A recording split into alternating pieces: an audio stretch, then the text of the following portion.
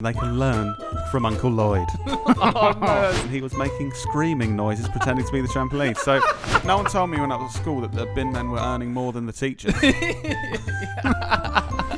We're just a couple of business anchors. Welcome to the Business Anchors podcast.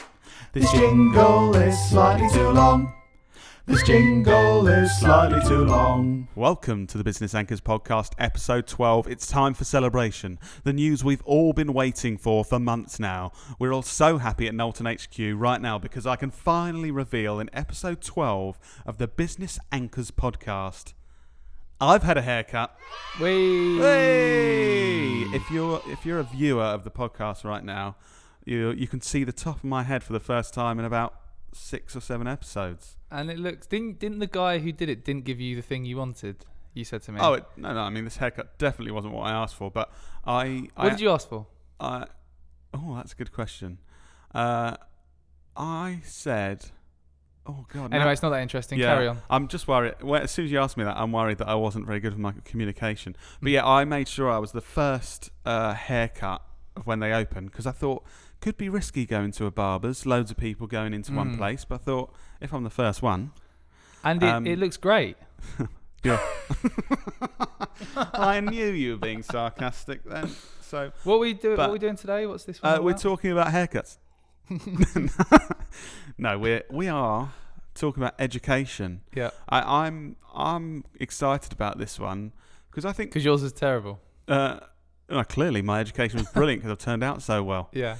No, but we're going to talk about education kind of as in school and uni and stuff, but also in a business context of like educating yourself about business and improving. But I think we've got a nice mixture of things to talk about, like funny stories of us being at school and university and stuff, but also the kind of discussions on the education system and critiquing that for business and things. We kind of went through a similar sort of journey in terms of the things we did-ish, but we also had a very different experiences, I think. In terms of we both went to uni. Oh. And we both went to the same primary and secondary school, but we had completely different experiences, I think. I think our attitudes to education and school are very different as well throughout doing similar things. And one of us did really well and the other one didn't, but we'll just, Put down in the comments who you think did well and who didn't. You say did well, Dan. You're just talking about the traditional academic sense. We'll be discussing this later. Lloyd found himself. I found and lost myself many times during my education. So that's what we're going to be covering. I think it'll be interesting for people who are wondering what to do in terms of like if you're thinking about any kind of higher education, because we've been there, done it. Also, people who are from a business sense who are thinking, how can I learn stuff and then sell my products or services? Because we've learned in a very different way. And this podcast will be useful for everyone because if you're a parent, we're talking about the education system for your children. If you're actually in education, you're younger, still relatable to you. If you can say education, then it's for you as well. So bring all your friends and families. Get a headphone splitter. Get them listening with you. Gather around. Turn the volume up in that car. This will be useful for the toddler in the back of the car you're trying to get to sleep. They'll know exactly what to do throughout their education. They can learn from Uncle Lloyd. Oh no, that sounds so creepy. Yeah. Okay. Anyway. So it will be interesting because coming out of school used to be very, you either go into a trade or you go to university. Or go and get yourself a job in Tesco's or with Steve down the road who cleans windows. I think there are more options coming out of education and that kind of thing. Do you remember who was that person you meet when you were in secondary school? Careers that was called something Connections. His name is Mr. Toe. Oh. I don't know if that's just our school, but I'm pretty sure everyone. I don't think Mr. Toe covers the whole of the UK. No. Hi, Derek, if you're listening. You're not. He was a wicked teacher, wasn't he? Yeah, he was brilliant. I think is he still at Dancourt? It's strangely he is. Yeah. Strangely, when I started secondary school in the year 2000 or 2001, he was about 75, and he still is. I don't know what's happened there. He's still there. Looks exactly the same age. I think he just doesn't age. He could still beat me in a 100 metres race. Great teacher. He used to do a lot of non-PC stuff, like give give kids like fat kids he nicknames was like he Fatty. was traditional. Traditional. I mean, like more. Yeah, I mean, he probably should. He called some of my retire. Ginger Fatty as their nicknames, and I don't think you'd quite get away with that now. Yeah, no, you wouldn't now. I think he may have had to adapt his style with that. I remember quite a large boy, another large boy, I should say, on the trampolines at school, and he was making screaming noises, pretending to be the trampoline. So there were elements of his teaching that weren't as good as the others. How'd you get away with I that? think overall, if anyone's listening that knows Mr. Toe, very good experience. Yeah, I at think most school. people say he he was a good definitely teacher. was a positive impact on my life and encouraged me to lose weight. So early education, Dan. Do you mean primary school? Yeah. Yeah. So yeah, in the UK, because obviously our listeners, we've been charting in Italy. So maybe it'd be called something different in Italy. Grazie for listening, Italians. But yeah, primary school. I had a very. I remember the moment in primary school where my personality completely changed. What, you stopped crying when people spoke to you? Yes. So I was very shy when I was young. I think we seem to always talk about this. About Mrs. Lowe's Dan magic just tissues. tells everyone that I cried, and yeah, Mrs. Lowe's had magic. Hi, Lloyd. tissues. How are you? Yeah. Come on, we're just trying to help you. Stop crying every time we look at you. But yeah, I was really shy and really, like Dan said, to the extent of crying when people looked at me. And I remember the moment in my head when I kind of got into the juniors of school. So what? Well, year 3 is I'm that? like 8, 9. Yeah. 7, 8, 9. Yeah. And there was a click in my head. I suddenly thought, like, I was looking. I don't need to cry. I remember when looking everyone- around the playground thinking, kids that are like confident just do what they want. Seem to have so much fun, and I'm just over here scared to talk to anyone. And one of my Angie's mum, Barbara. That's your friend. Hi, Barbara, if you're listening. Yeah. She says she remembers the moment where I was just I was really shy, and then I just started getting my bum out and ran around the playground showing everyone my bum, and suddenly went really weird and outgoing. And I remember that because I remember being at cricket club after school doing a moonie, and some parents walking past, and then I wasn't allowed to go to the cricket club for a couple of weeks. I don't remember you getting your bum out all the time. Yeah, but it was to that extent. I suddenly was like, I can have fun. I can just do what I want. Get your bum I out. had to rein it in with the bum out thing. But yeah, I really did. My personality changed in primary school, and really, yeah. It's Yeah, I don't think I was that shy. No, you weren't. I don't You think I were the was. No, opposite. I was the opposite. Yeah, I was more outgoing, wasn't I? But more consistently outgoing, I'd say, just throughout rather than. I do think primary school teachers, because a lot when we talk about education, most people I think would focus on secondary. When you think, oh, that teacher that really, Yeah. they turn. You talk about secondary education, or you talk about university doing something. But I think primary school teachers really have a huge. It's not necessarily an impact you remember. Because you're so young, but you're developing and learning so quickly. Then I just think remember. Hats off to primary school teachers. Do you remember your reception teacher's name? Mine was Mrs. Beckley. Mine was Mrs. Lowe's, magic tissues. Year 1. Mrs. Ross, she was a bit Mrs. crazy. It's weird how you remember stuff. I just remember Mrs. Beckley being so lovely and nice, and Yeah. Mum and Dad always take the mick out of me. Yes, Miss Beckley. Yes, Miss Beckley. you So were it's very just- much a teacher's pet. Yeah. But yeah, so positive. One of my memories of you at school, Dan. I was wondering if you remember this. So, because me and Dan are 2.5 years apart, we kind of crossed paths in primary school and secondary school. And the first day of you in juniors, Dan, so you joined me in the juniors playground. Were you going not to a the different infants. playground? Yeah. Yeah, I remember that. So you came into there, and I remember you kind of, oh, hello, I'm a junior, thinking you're basically a man now. And you played football with a group of people that I usually played football with the sponge balls where you could tread on the with the sponge sponge balls so no one balls. tackled you. Yeah, and if it rains, you get it hit at you just got a massive wet patch on you. And you played one day, and it was kind of one of those things where it was like normal teams, like, oh, this is who I play with, this is the team, that's the team. And I think someone was off sick or something, so Dan played instead of them. And then the day after, Dan I thought he expected to be in. It's like, I played with these guys yesterday. And they're like, oh no, like, Alex is back now, so you can't play. Piss off. Dan just cried loads and wouldn't stop crying. So I walked over to the field with him, sat down with him and tried to comfort him, and then I cried loads. And that was Dan's second day of year 3 at Do school. you remember that?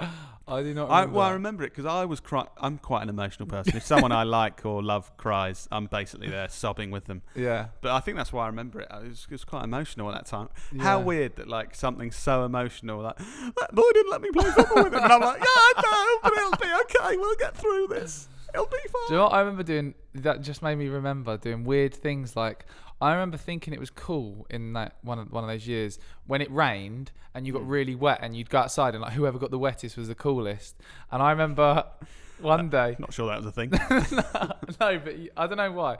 I remember one day literally going into the toilets and just getting the tap on, and just covering myself in water so that I looked wetter than the other people. Oh, I mean, God. you were a fan of the wet look gel for a number of years. Oh, yeah, that was crispy. it did could get cr- crispier you in the could- rain as yeah. well. You could crack Dan's hair. I remember curling. You basically got a curly brush. I really used to be into my hair. Like, I would not leave the house without it. Used to. And I used to, Got you highlights. gelled it, and then you got a curly brush. I can't think what it's called. It's a round brush, and you kind of gel it, and then you get to the front and you twist it, and then you had it looked like a wave going over like a quiff. God, you always have been so cool, Dan. Thanks for talking us through how we get really cool wet look, like Yeah. a wave on your head. We're actually sponsored by what was that? Shockwaves. Do you remember that gel? Shockwaves. Make your hair look soaking wet all day. Yeah. Yeah, but we had some good times Yeah. at school, I think. What about moving on to talk about secondary school as well? What was your... Because some people come out of school, absolutely love it. Some people come out of school and they're like, oh, God, I hated school. And then there's people in the middle. How do you remember kind of how you felt at school? Did you feel like under pressure? Did you feel just like, oh, this is fun? Or what was your... I remember? mainly enjoyed it, I think. I mainly... I was like... I tried hard and I got good grades and stuff, but I was also a bit of a rebel and had a group of mates and had fun and sort of did naughty stuff as well. So I had a good Naughty combo of trying hard and getting good grades, so sort of mum and dad were happy, but then also did do quite a few naughty things as well. Yeah. What about you? What would you say your... So I absolutely loved school. The whole, as in throughout preschool, whatever, and then secondary school? Yeah, mainly secondary school, but I loved every minute of it, and which I because you think is grew an quite afro? unusual. Do you remember you had an afro? I did for a little bit, yeah. That's really good. And you used to bring an afro comb. Yeah. Anyway, we don't need to talk about how terrible my hair was at one point. So you enjoyed it then? Yeah, I loved it. And Why I did think you enjoy it? I enjoyed it because I was going to a place all day, 5 days a week, with a group of really good friends, and just having a laugh. And because of my personality, I didn't feel any pressure because I wasn't bothered about doing well. And so for me, it was just going and having fun. Just playing one I bounce for mates. Yeah, just going with my mates. Occasionally we have to sit in there and learn about chromosomes, but other than that... I remember you doing weird stuff in sick. You hit a bit of a rebel stage in sick form. Remember when you came in? One day you like got drunk in sick form, and another day you did the milk challenge where you just tried to download some milk and were sick everywhere. You're remembering that wrong. What then? What? So a group of other guys... Are you that sure were you a did bit- a milk? Or you did a No. chili challenge or something? I can tell you, Dan. Just Okay, listen. go on. A group of other guys were doing the milk challenge, which is basically you just try and down 4 pints of milk, and it makes you physically sick because your body can't handle that. So because I've got a very weak stomach, I didn't participate. But so this group of guys were doing the milk challenge. They started puking up everywhere. Then because I saw them, I started puking up everywhere. Oh, no. What, you used to have a really weak stomach, so we'd walk past a bird poo and we'd point out to Lloyd and he'd literally be gagging. Do you remember that? I remember on the way to a university exam, a bird pooed next to me and I was sick. Anyway, I really, really liked school. And I think, I don't know, I'm trying to work out why I was so unbothered about... The only reason I was putting effort in was to make mum and dad happier, but I still only did that for like the first week of term, then forgot about it. Well, no, there was one subject that you really put a lot of effort into. What? Drama. Lloyd loved his drama, didn't you? Well, You had a group you of girls say that I put effort into it. Yeah, it was more GCSE drama. I was the only boy in the class. But I only got a C for GCSE because I physically didn't hand in my coursework. Oh, really? So I got like an A for my practical, but when you put it with a U for the other stuff, it equals out. Wasn't there? Oh, it's not funny, but your drama teacher sort of got done. Very dodgy. Done Very dodgy. He just filmed us in burlesque when it got the girls to dress up. I mean, it was very strange. He's definitely in prison. I'm surprised it wasn't in the papers and stuff, but I think obviously the Didn't he just get all the girls to dress up in skimpy outfits and film them? He took them to Anne Summers to get outfits for the school play, which then got allowed to go ahead, but just to pair the girls' parents and no one else. And he also filmed my drama class and said, it's for the examiners. And then when he left, suddenly, surprisingly, we were like, do you need to film any more for the examiners? Like, no, we don't need to film anything for the examiners. So it's like, God. Okay. So yeah, all a bit weird that was. But that's a discussion for another day and another police station. But I think all round, we are quite lucky that we enjoyed school. I think for a lot of people, school, like for our dad, I don't think he enjoys school. No. For a lot of people, school isn't fun. I think it's not very nice. We were hugely lucky. I think a huge thing about your enjoyment of school is having a good group of friends. Yeah. Because there are, and I think especially now, kids really feel under pressured with exams and tests and things and that kind of thing. And not everyone's like me that just didn't have a care in the world and felt happy. So I think having good friends around you really does affect it. And if you don't have that, I can understand why you wouldn't like school. And kids can be mean. Yeah. You know, I look back at some things that I thought, I used to joke around with that person. I look back and think, actually, that could have been upsetting that person. I was like that. But in hindsight, you can see that. But when you're a kid, you just go, we're all mucking around. Yeah. So I do think I completely understand why school could be tough for some people. I also think it's weird. Do you remember SATs? Yeah. Like taking SATs and how we were made to, but SATs are basically just the school deciphering how clever you are, nothing to do with your progress really. But I remember feeling so much pressure to revise for hours and hours for these SATs and feeling like it was a thing that you actually. Yeah, and I know that's a big argument. A lot of people say, because I think SATs are more about judging how the school's doing.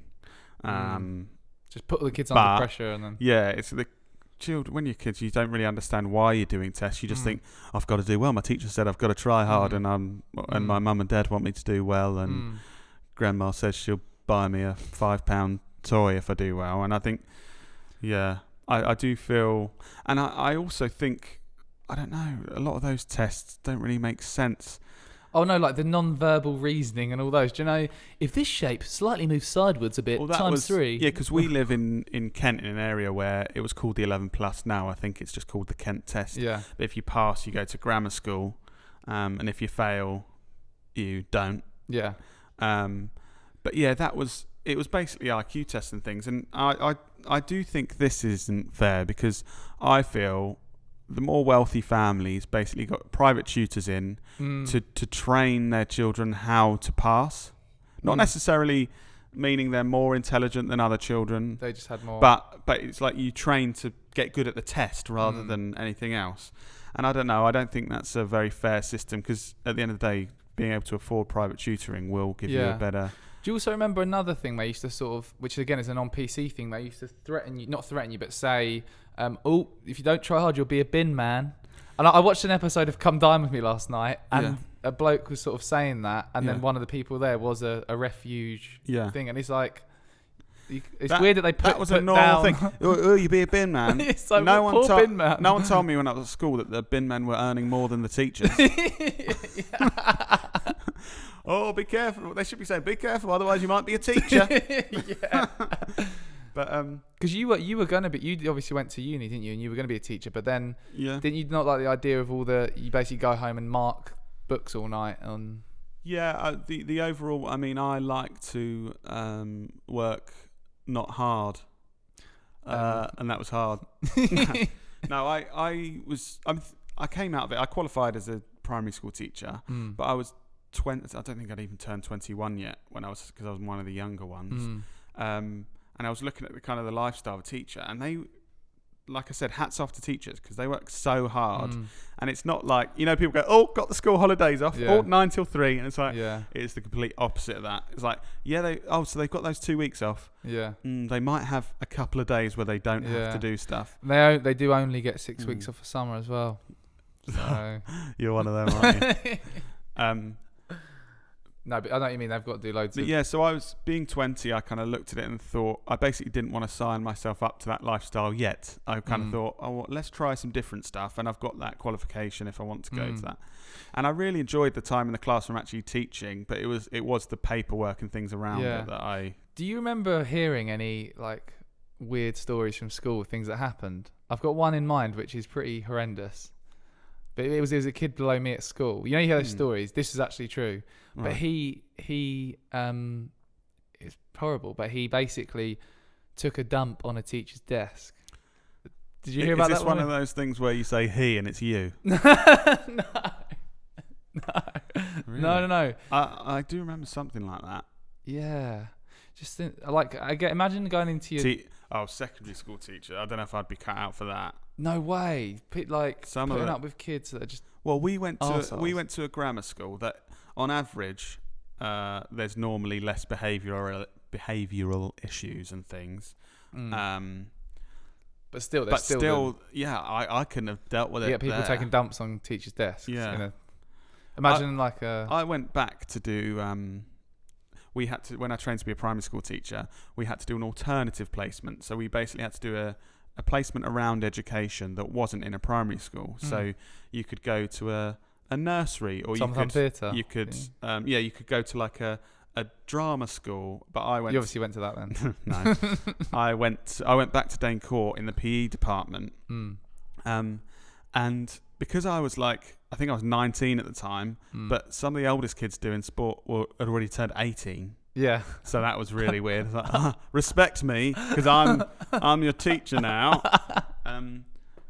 But yeah, I wouldn't have been cut out for that. I remember as well, the sport teacher had to go in and do a sex education session. So Lloyd, it was my friend's brother as well. So Lloyd, you're coming in with me doing this.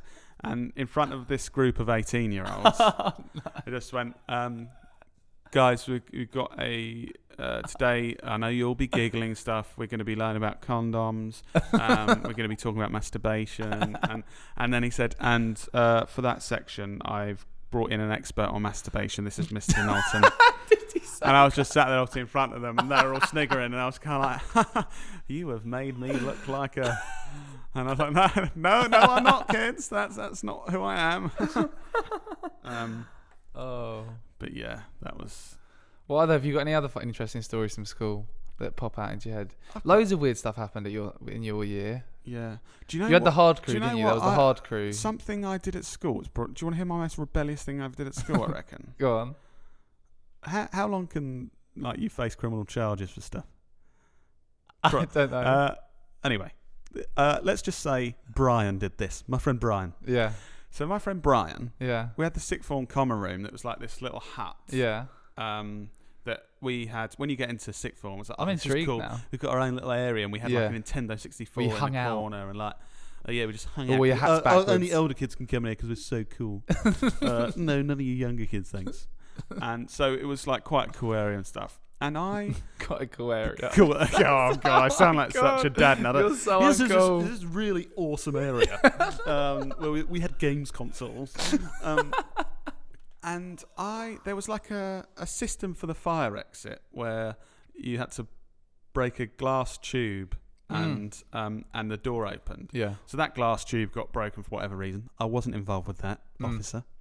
And then so someone had shoved a bit of wood to kind of take place of that glass tube. So then if you want to get out, you move the bit of wood. Yeah. And then you escape the fire. Yeah.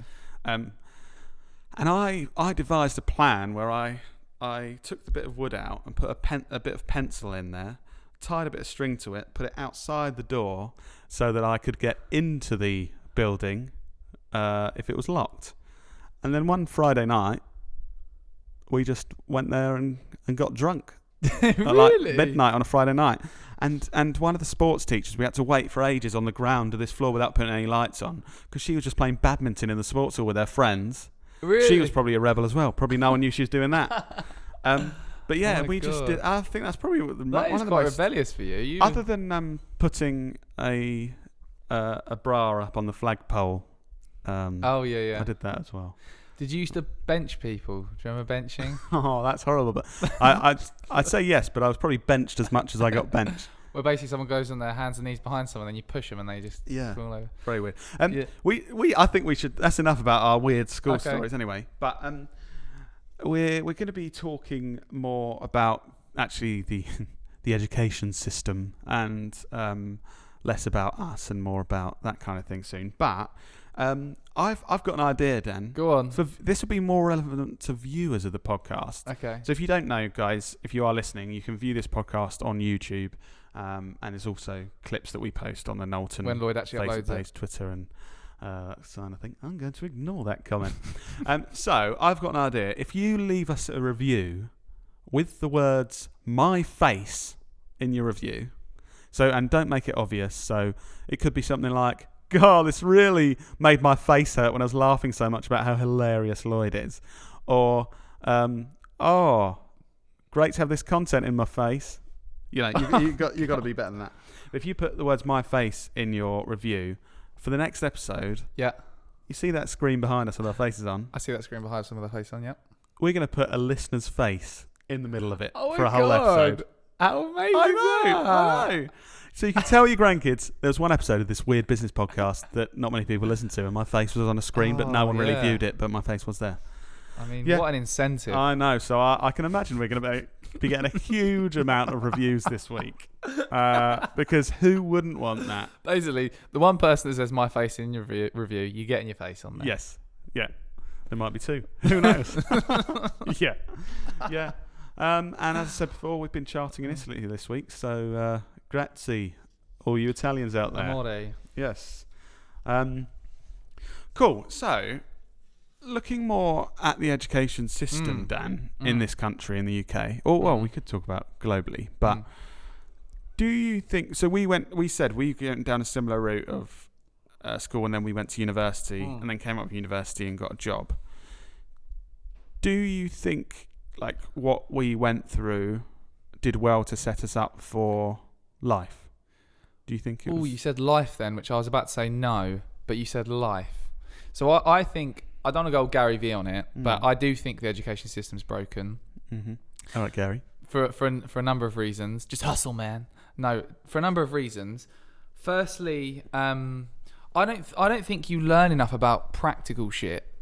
Like setting up a bank account, or how to manage money and not spend it all and getting loads of debt, or like practical stuff like that. I think you learn algebra and non-verbal reasoning and random stuff that you never really end up using unless you've got a job that's like a mathematician or something. So I think that's one reason it's broken. Secondly, I think when it gets to university, especially now, I think a few years ago, the university fees like times by 3. I went when it was 3 times less expensive, and I got in 25 grand debt, I think, to do my course. But I think university isn't the right approach unless you're doing a job where you need, like, a doctor or a solicitor or a lawyer, where you literally need to remember certain things and learn certain things. Like business, I think I've learned way more by doing it rather than I reckon I've applied probably 5% of what I learned at uni to this business. Yeah, and it cost 25 grand. Yeah, what you said about the cost of uni and things, that really shifted my thoughts even more to the side of, don't get me wrong, so uni can be right for people. There's definitely value in it, but I definitely don't think it's right for the amount of people going to university, because people are getting to 30, 40, like upwards of £40,000 worth of debt to complete a 3-year course now. And I just think that what could you do with that £40,000 to make you a more rounded person, more prepared for this world? Surely there's a huge amount you could do. But you can't think like that, because you can't just get a 40 grand loan for that. You can get a 40 grand loan to go to uni, but you can't just go to a bank when you're 17 and say, can I have a 40 grand loan to go travelling? Can you? But should we as society be thinking, hang on, if we're lending people £40,000 to do a university course, why aren't we lending them Totally. £40,000 to work for an employer part-time for 3 years and just cover their costs? So I know there are apprenticeship schemes, but more on more reflection creative. for me, I've kind of shit on uni a bit, but I genuinely got the huge value I got was that, I know it's probably cliche, but the life experience. Like I learned how to interact with other people better and how to work in teams and groups and with other people, and had life experiences that set me up, and I feel have helped get me to where I am today. However, I reckon I could have got those experiences through like a year of traveling for a fraction of the cost. So in my mind, if this was a thing on reflection, what would I think would have helped me progress further than I am today? Hopefully doing this with you, but we'd be further on. I'd say doing a year or 2 years kind of traveling to get the life experience, which I don't know how much traveling costs now. You can probably a few £1,000s a year or something, maybe. It depends where you go and but the not lifestyle 25 grand. It's going to be less than that. So do that for a couple of years to kind of find myself or whatever and get those experiences, and then from then come back and just work from the ground up in an agency, like starting by making the teas and then building your way up. Like, do you know what I mean? I think I reckon we'd be further along. Yeah, I do. From my input in the business. Yeah. I don't know what you might have a different opinion. What do you think on reflection? No, I definitely. So there were very positive things that came out of university for me that I will talk about. But when it comes to what we're doing now, I don't feel there's very few things that university has helped me with, and I feel for those 3 years I could have been doing much more useful. What has it things. helped you with? Because I'll be interested to hear. What would you say? So it's helped me with the best thing ever that's happened in my life. Oh, I remember what you can say. Critical thinking. Oh, that's the second. Oh, okay, go on. The first thing is I got a university degree, came out of university, got a temporary job at Boots one Christmas. Oh. And they said to me, because you've got a degree, you're going to go in the pharmacy. And I said, but my degree's nothing to do with medicine. I go, no, well, no one else has got one. So they're on the tills, you're in the pharmacy. That's where I met my wife, and now we're happily married and there got you go. Leo. So, And you're ultra happy. So that without is the actually, degree, that wouldn't have happened. But you can't really plan for that to happen. Imagine that. You went down a different path. You're on the tills, Lloyd, because you haven't got a degree. Yeah, exactly.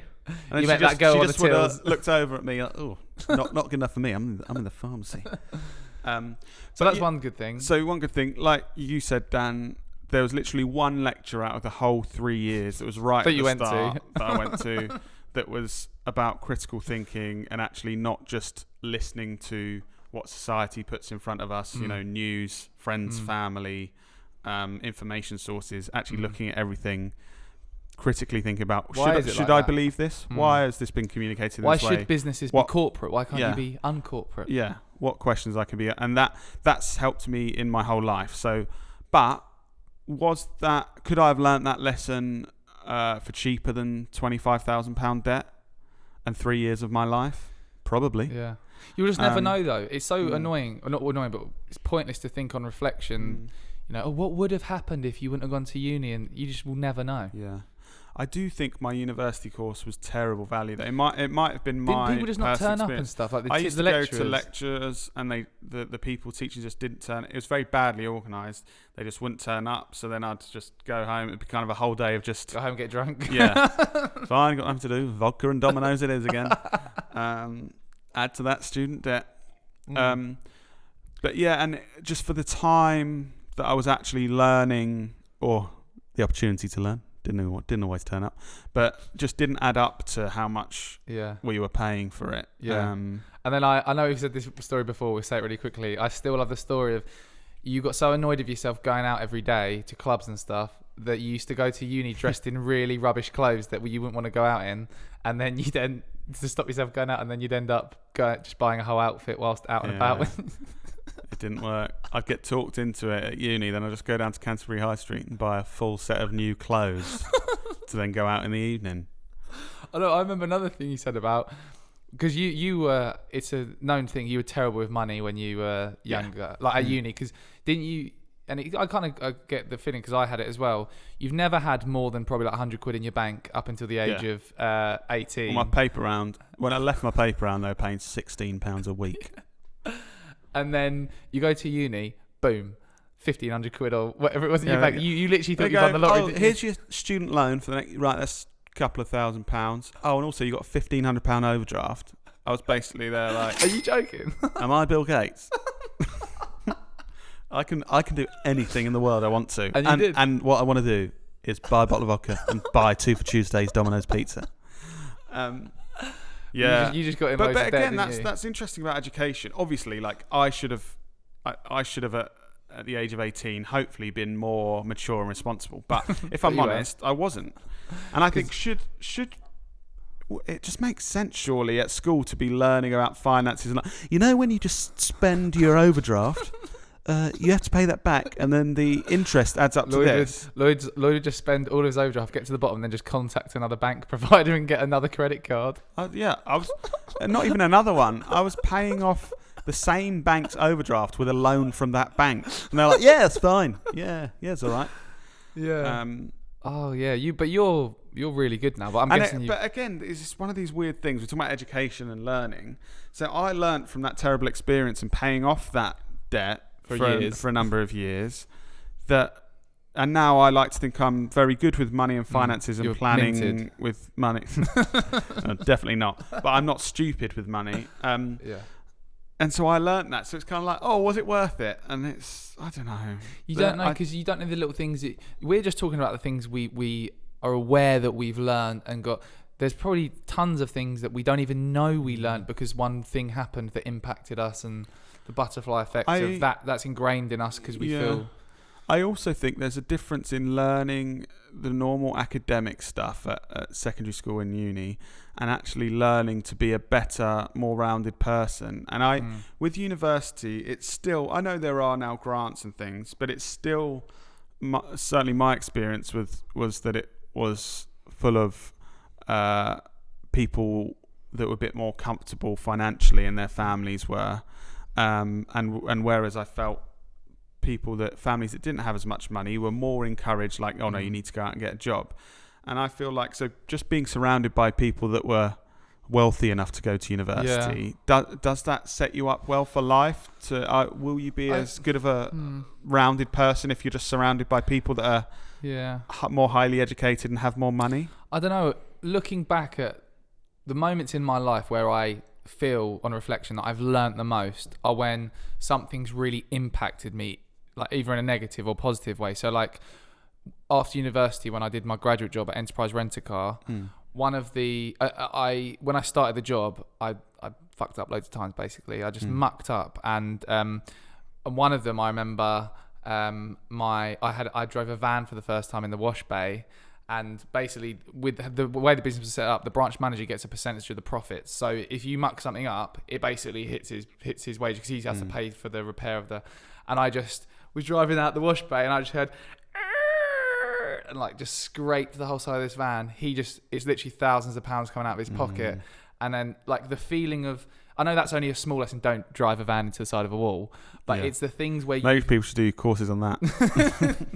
When you make a mistake and you feel really rubbish, they're the things that you remember and think, I do not want to get that rubbish feeling again. Yeah. And they're the things where you really learn something. In a lecture where a teacher's going, yeah, you should do this thing when teaching, and you're barely listening, you're not going to remember that. But the things, it's like, if you're in a lesson and a kid's screaming at you, and then you tell them off and they're really sad, and then you help them and they say, thank you so much, teacher, you're the best ever. Yeah. That's the thing that's going to make you... 100%. Do you know what I mean?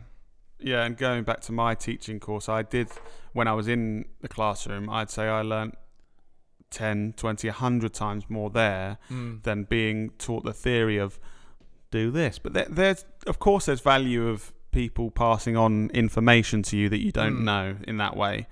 But like because it needs to be a combination, doesn't it? It needs to be a combination of that because you want some sort of teeing up to go and do the practical thing by learning a bit about the theory. But then for me, same as you, it's just practical doing it. I've got a question for you, Dan. Go on. So you're a relatively new father. Yep. To my lovely little nephew, who's the cutest. He's so cute. Second cutest little boy ever. He's as cute as me. Do you have any concerns about the education system in this country for your son? Or are you actually really happy and thinking, what a brilliant... That's a really good question. I'd say with the early stages of learning, I'd be a lot more happy at the moment, because like learning how to read and write and speak and that kind of thing, I don't know enough to like have a really good idea, but I feel like that the basics, the UK has it right in learning that. But I think as you get older, I haven't thought enough about it at the minute, but I'm definitely gonna try to support him to learn the best possible way he can, like doing extra curricular activities and stuff, not just sending him off to school and then that's it. I don't know. I guess you've got, your son's older, so you've probably thought a lot more about this. What do you think? Yeah, he's starting school in September, so it's quite you probably thought a lot more about this, so what have you... Well, I think you can't forget that we are incredibly lucky to have an education system like this in this country, and a lot of people aren't that fortunate, so we've got to be hugely grateful for that opportunity for us and our children, and I think we're really lucky as well that this country's full of amazing teachers, which can have such a huge impact. Lots of Mr. Toes. However, I'm a bit concerned that I do think schools are very slow to catch up with the modern world, in my experience, and this is my experience of working in schools, being at school, and now looking at it from afar. I think in some ways the way that children are tested, so it's like if you can remember this stuff, remember this stuff and write it on a bit of paper, then you're clever, whereas it's like, well, actually this guy's the most creative person in this whole school, but he struggles to get this down on paper, and he's then deemed not as good as everyone else. So I think there's still something there that needs to be worked on, and the way that whole society looks at who's come out of school looking the best, because there are really hugely talented children that go relatively unnoticed because they're not good at certain things. But I think there are lots of, but now people are a lot more aware of that. There's a lot of people beating that drum of the education system's broken. Yeah. And I think and also I've got one sort of question back to you. Do you really know what happens in lessons now? Like, because I would just imagine a lesson is like when I went to school, which it definitely isn't, because they've progressed with technology and stuff. Yeah. Like, do you know what I don't know. Yeah. So I don't know exactly what happens in every classroom, obviously, because I'm not. And there's a lot that I don't know. But what I do know is it doesn't matter what happens in those classrooms if at the end of it, everyone gets the same thing, which is a piece of paper with some letters or numbers on. That makes sense, yeah. So actually what's happened that whole time might not change the outcome. Yeah, that is still the outcome of this. This decides if you're good or not. This decides if you can get this job or go to this place to get more education. Yeah. But yeah, so there's that, and also I do think the current curriculum, I'm kind of thinking, why isn't there a subject of environment? We know for the next, like, for our children's lifetimes there is geography.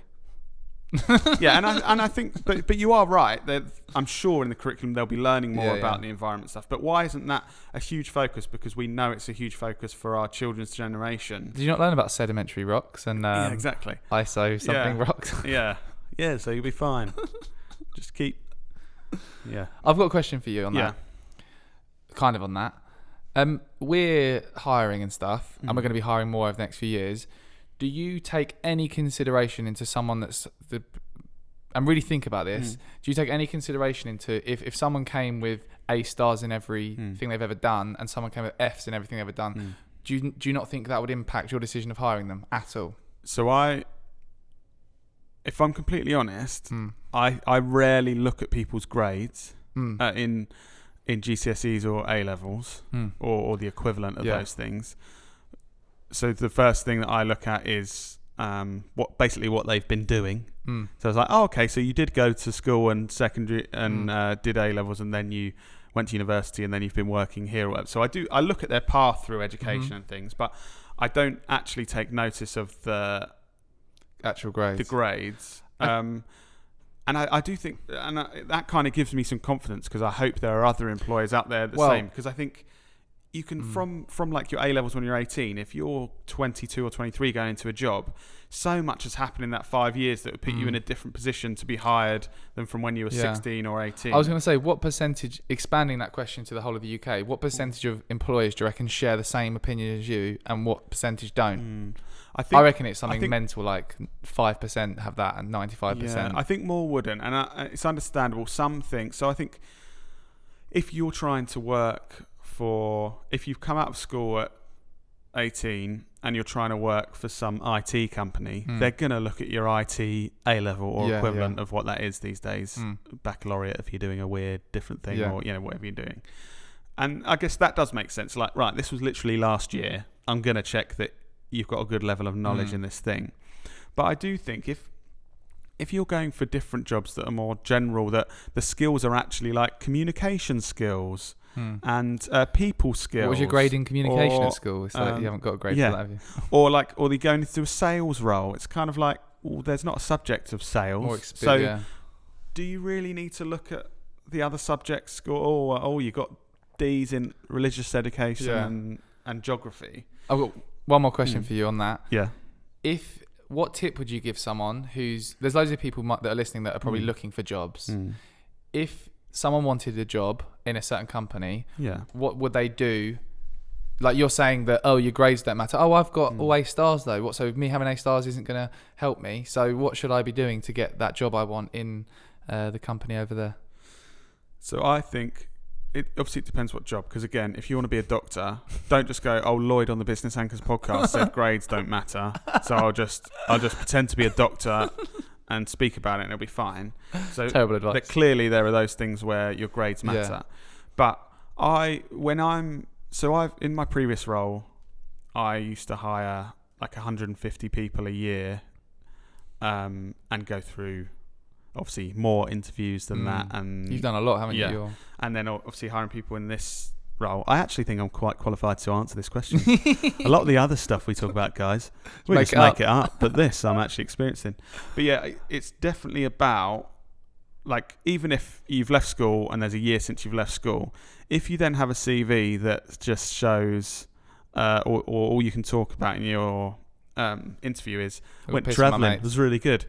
Everyone people are awake to the fact that a lot of that time you would have been partying probably and that's absolutely fine. That's cool. But I think you just need a few things on your CV along the way to kind of be, that's interesting. They've taken that. So even if it's nothing to do with the job, it's interesting. You volunteered at that food bank for a couple of weeks in October last year. Yeah. Speak to me about that. Or it's like, you sold these things randomly on eBay for that's you did this. So you want to be a video editor and you've done this pro bono video for this local charity or this local small business. It's things like that. Yeah. That only in a whole year you could get you could do 5 things for 2 weeks, so 10 weeks of your year, and it would make your CV and your kind of story look really interesting. Like, this person's got something about them. So that's what I would say. If you want to go traveling for a year, do it, but just think about what can I come out at the end of this year with on paper and that I can tell the story of that's going to make me look interesting to an employer. So you got something about you. Yeah. That would be my tip. Cool. Unless you want to be a doctor. And just do well at school. Yeah. Cool. You got anything more interesting to add, Dan, until we go into part 2 where we're going to be talking about more businessy related education stuff? No, I think we've spoken a lot about things I want to talk about. So I hope, listeners, you now know that we are the absolute world experts in education. If the Education Secretary's listening and you want any consultancy, get in touch. I'm sure the phone will be ringing off the hook. And now you all know I'm a qualified teacher. If you need me to teach your kids some good podcast lessons, then get in touch. Get in touch. Thanks for listening, guys. Part 2, like I said, we're going to be talking about more of like the educating yourselves in preparation of going into business or running a business, and good and the bad and the fails we've had and the successes we've had in educating ourselves in that world. So we're talking about how have we learnt how to do this stuff. Yeah. Should be good. Yeah. And remember, there's a huge opportunity for you. Leave us a review with the words "my face," and your face could be on the TV of a Business Anchors podcast. Could be seen by 13. It could be seen by literally tens of people. You could become world famous in very specific places like Denmark and Italy, where we chart. So yeah, huge opportunity, guys. Just seriously, though, it is a big review opportunity in, because it helps us and it helps you. If you're looking for a job, imagine getting your face out to the world, to those 73 people. We guarantee a job. Yes. Terms and conditions apply. Cannot absolutely guarantee a job. Thank you for listening. You'll listen to part 2.